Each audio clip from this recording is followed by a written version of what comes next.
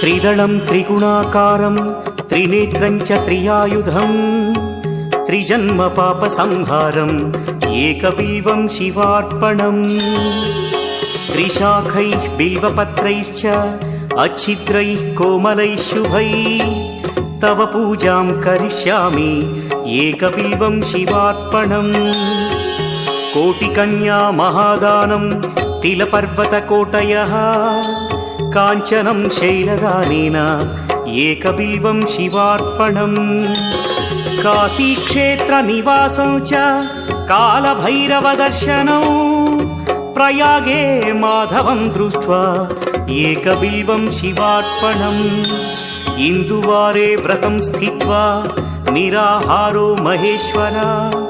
नक्तं हौष्यामि देवेश एकबिल्वं शिवार्पणम् रामलिङ्गप्रतिष्ठा